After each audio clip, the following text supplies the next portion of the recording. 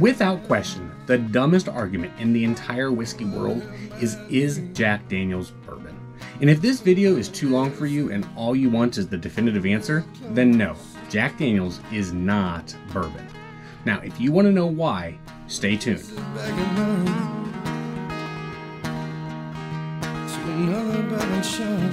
Now, I'm making this video as if whoever is watching or listening knows nothing about whiskey or bourbon, because that's often the case these days.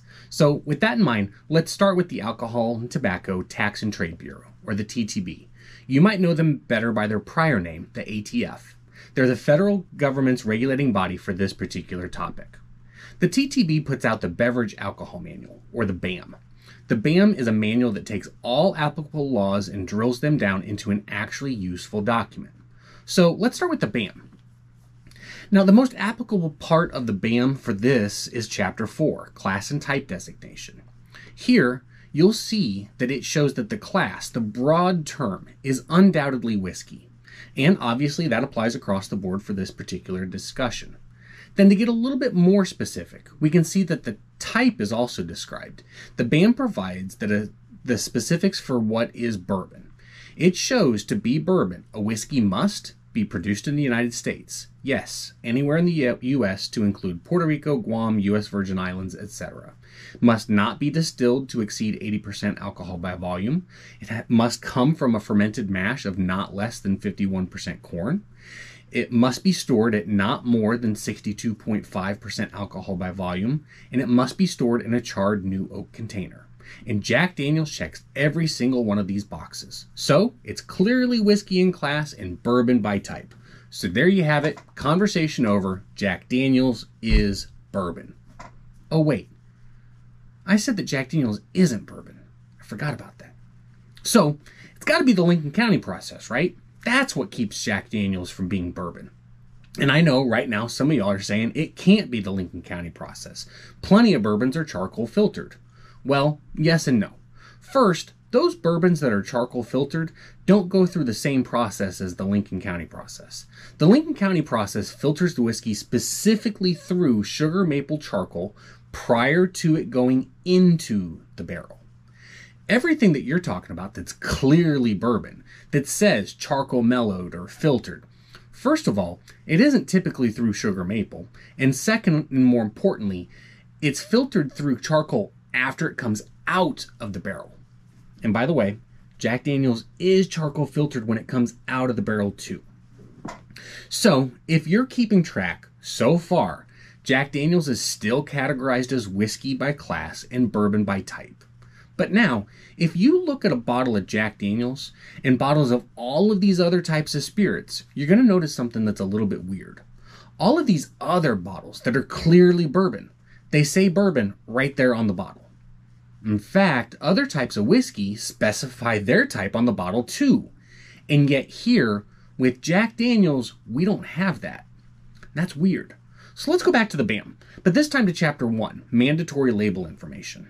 Here, it says very clearly that the class or type must be included on the label. Again, it's weird that a law would be so specific, but then include the word or without any additional information. I mean, look, it says specifically that the class or type must be generally parallel to the base of the container, okay? Must be readily legible, got it? Must appear on a contrasting background, wow. It must appear separate and apart from any other descriptive or explanatory information, and it must appear on the front of the container. So the TTB gets really specific, but again, it includes the word or without any additional details. That's super weird. Unless you go back to the BAM Chapter 4, and you see that 1 next to where it says bourbon whiskey as a type, or that 2 next to whiskey as a class, or the 3 by all these others, except when we're back down here to these other types of bourbon where it goes back to 1s. Weird. What does that mean? Well, damn. Look at this. If a whiskey's type is any of the versions of bourbon, it must include the type, but doesn't have to include the class, because the type automatically qualifies it very clearly as the class. So you don't have to include the class too. So essentially, it must include the word bourbon on the bottle if it's bourbon. And yet, here in a bottle of Jack Daniels, bourbon doesn't appear anywhere on the bottle. And here's why. Back in 1941, Jack Daniels was preparing to bottle their first run of post-prohibition whiskey. What we now call the TTB wouldn't approve the label because they required Jack Daniels to label it as bourbon. Jack Daniels argued their product was a distinctive product that was not bourbon. After it went back and forth a bit, it went to court. And the final ruling was that Old No. 7 was officially recognized as a distinct type of whiskey that is not bourbon.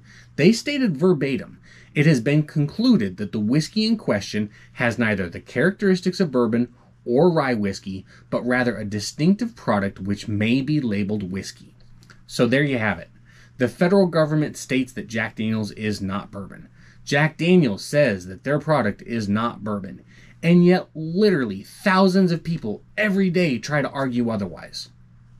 If tomorrow Jack Daniels wanted to put bourbon on their label, as supposedly the master distiller stated he could, if they wanted to tomorrow, by the way, that article is false, but if they wanted to, the TTB wouldn't allow it. The TTB would say, no, you can't.